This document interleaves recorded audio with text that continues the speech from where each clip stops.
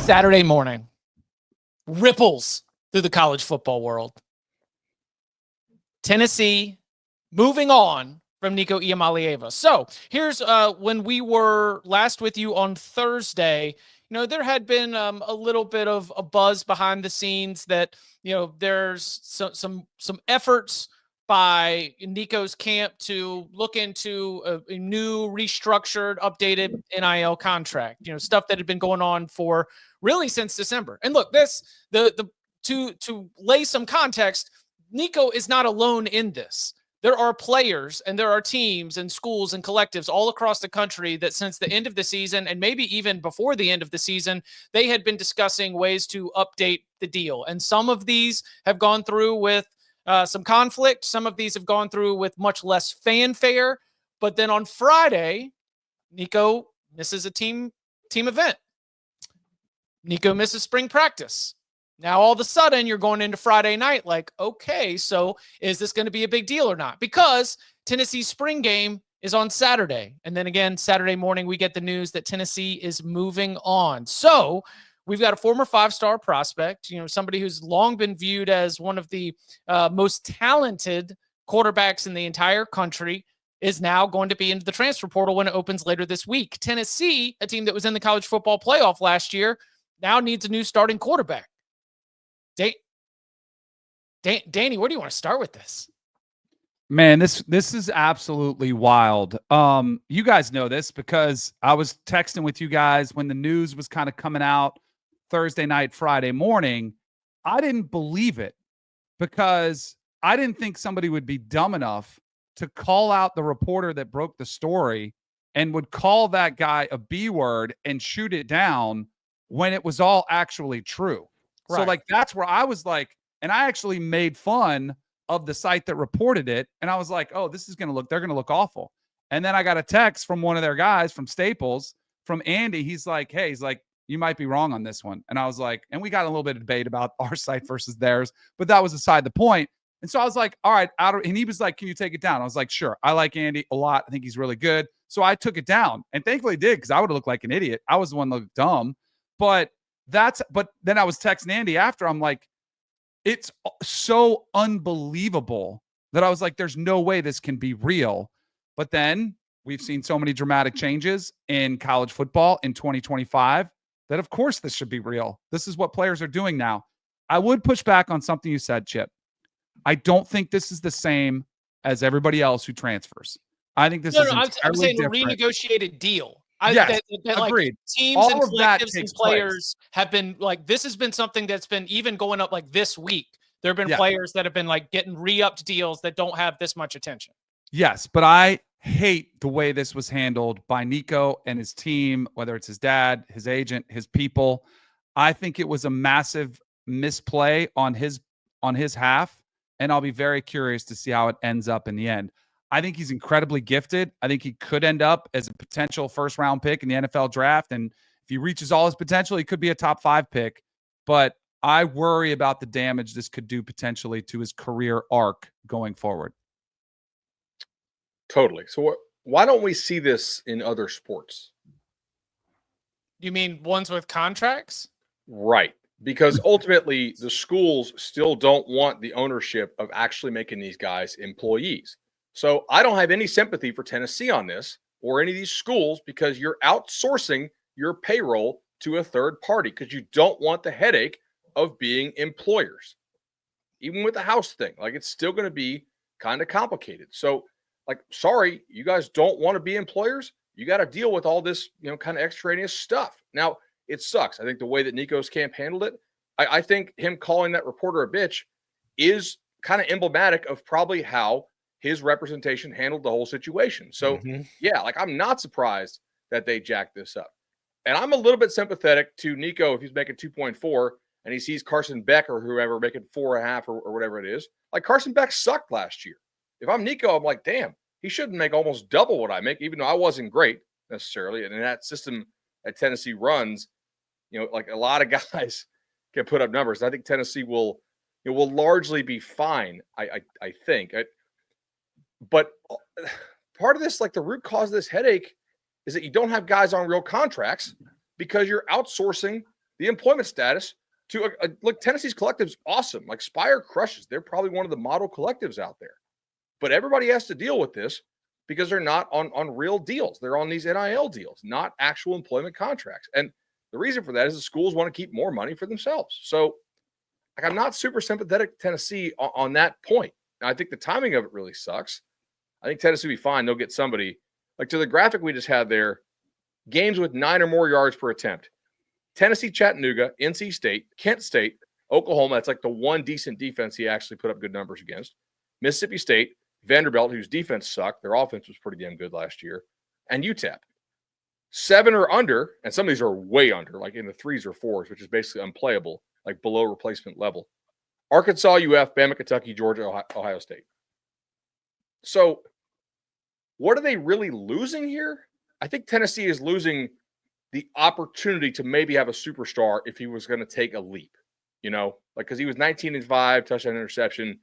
That's not great, but it's certainly not terrible. Like the guy, his ability is like physical ability is way better than like a Hendon Hooker who they've had. Now maybe he never hits that ceiling. I certainly see that, but like they are losing the opportunity to maybe have this guy crush for them in that system and put up like a 40-4 type year or something like that. I just, this is in the control of the schools, but it's also in control of his reputation, to be honest. I mean, the whole situation blows.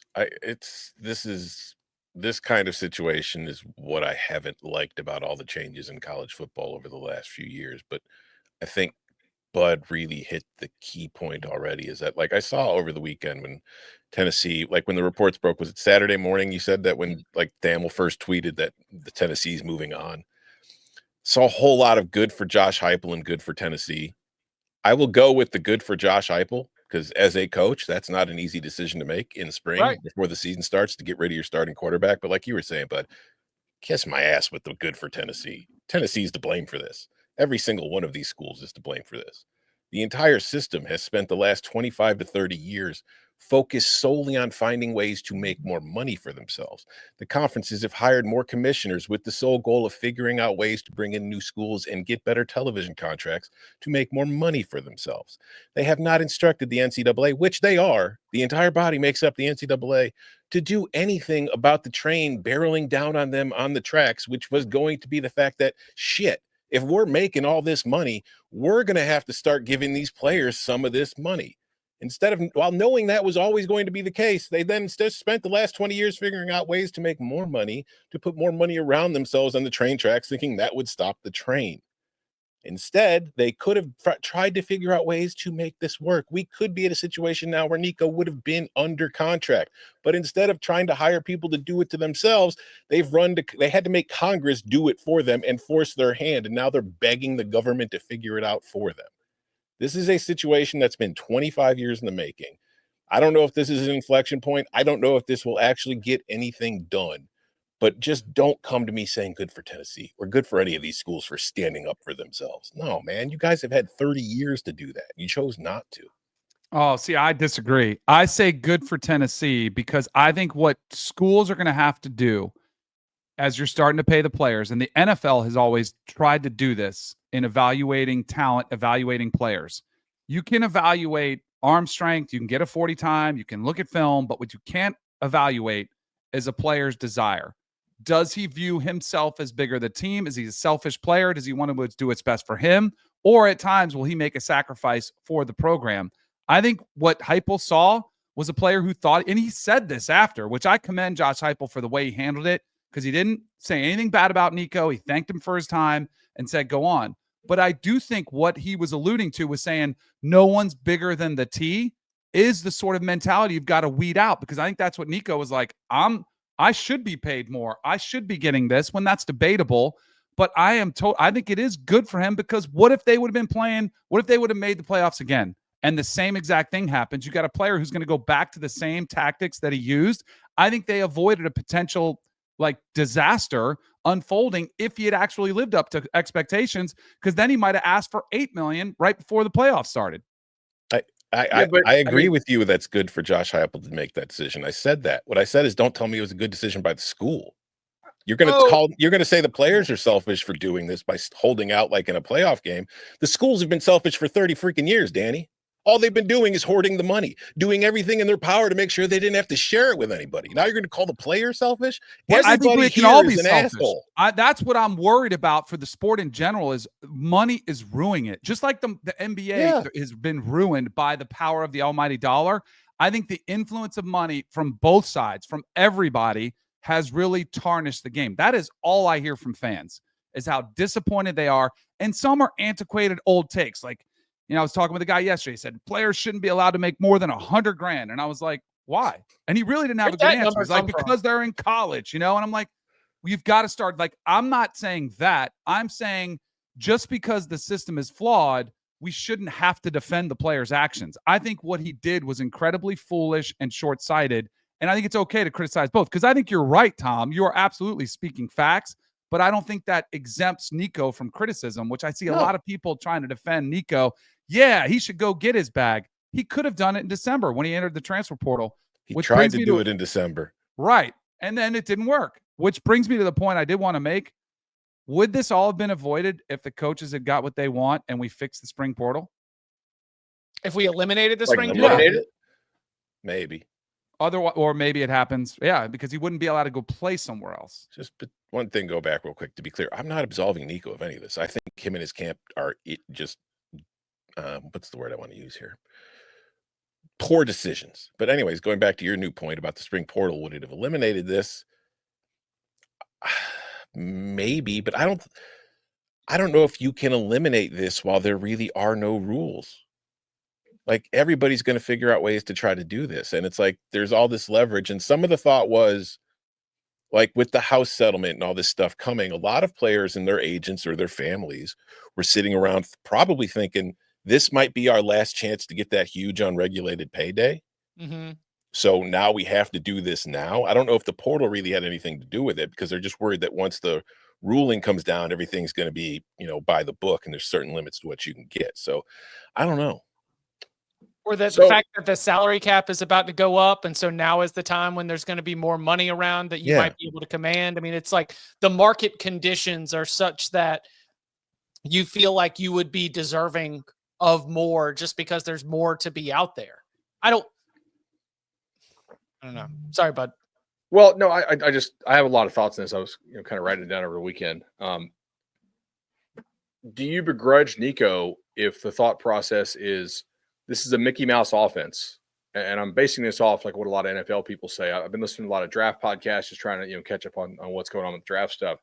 Like, one constant on all these draft shows from these draft experts, they crap on this Tennessee offense as far as the similarities to the NFL and how much it preps you for it. Like, I think there's an argument to be made. Hey, if I'm Nico and I'm playing in a system that doesn't develop me for the NFL, I need to make as much money as I possibly can right now. And if you're not going to pay me close to top of the market that some of these transfers got, like close to what Beck and Mateer got, like you don't think Nico could have put up the same numbers that Mateer put up against a Mountain West schedule? Because I do. If they're getting 60% more than me, I'm at least going to go somewhere that has some NFL development upside for me. Like, if that's my more long-term play. If I'm thinking short-term, but now we don't know if he's going to get that. Not because he couldn't get it. I think if he had handled it the right way. I do think there were some big schools legitimately sniffing around this thing. But I don't know if somebody wants to touch his dad in the process. Like, I do know that Tennessee is pretty happy to be done dealing with his representation. Like that, I've got that. They're pretty happy he's gone. I can't. Did y'all ever seen Tropic Thunder? Yes. Yeah. Yes. Yeah. All I had in my head was Tom Cruise saying, "We do not negotiate with terrorists." Click. And then was Josh Heupel just being like, "Nope, we don't do that right now. We're not going to do this." So I don't know. I actually would have had way less criticism, which I would push back against, that you need the NFL development. But if they would have used that as a reason, we're going to go try to play in more of an NFL style system to develop me for the next level, I would have had less criticism, because I don't think that has anything to do with it. As far as that system, I mean, RG3 was drafted 2 overall from the very similar system, the Art Briles system. They've tweaked it some. But I don't think NFL teams care how NFL ready you are when they take guys like Anthony Richardson, who have only played 13 games and never really looked the part. The NFL now more than ever is drafting on potential than they are like finished product. So I don't, but I would, again, if he would have used that as the reason rather than getting an extra $1.5 million, $2 million, when this decision could have far bigger implications and ramifications. If he gets it right and he's a top 10 pick, it'll look great. But if he gets it wrong and he drops the second round, he could have made $1.5 million, $2 million, but he could have cost himself $20 million. You know, So one of my concerns when Tennessee hired Heupel is that like the people who are at UCF really did not like his recruiting at all. And then NIL came around and it kind of saved his bacon, I think, because I don't think he's an amazing recruiter now, right? Like it doesn't seem like, but they are really, really good at NIL at Tennessee. And like glass houses, obviously you guys know, I don't think Norvell recruits worth a damn. I think they win with NIL when they win. I think there's a little bit of that at Tennessee. And I do wonder if you're so dependent on NIL winning the recruiting battles for you, are you more susceptible to getting guys who are all about the bag chasing? That sounds familiar. Okay, right? 1,000%. Yeah. There's development programs and there's cash programs now. Pretty much is how it works. And I think Tennessee's a cash program. I don't think they're great at recruiting. I think they're awesome at NIL. And the best programs were who good at both. Yeah. Well, yeah. Right. Like that's the perfect pairing is when you have both. When you have, I mean, we would put Oregon in that category probably, but we've not seen Lanning have to play any of the players he signed out of high school yet. So like there's coming up this year, we're actually going to find out, can these guys actually play? Have they been developed? Have you known better, or have you had do you believe the reports that Dan Lanning gave Heupel a heads up? Like, has that been confirmed? Oh, I thought that was just rumor. I know. That's why I was asking, because I've also seen Oregon as a landing spot. I'm like, that'd be weird. Hey, just to let you know, your guy's been sniffing around. And oh, by the way, we're going to take him. I don't know. That's why I asked. I don't know. Oh, I mean, I don't think it's a big deal if he did, honestly.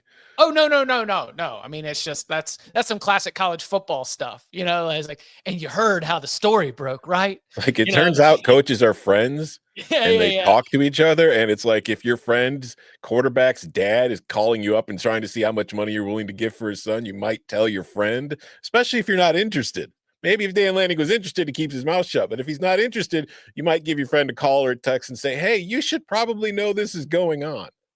Will this change anything?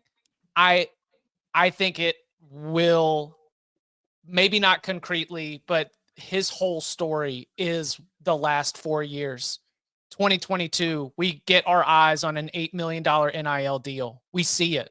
It blows everybody's mind.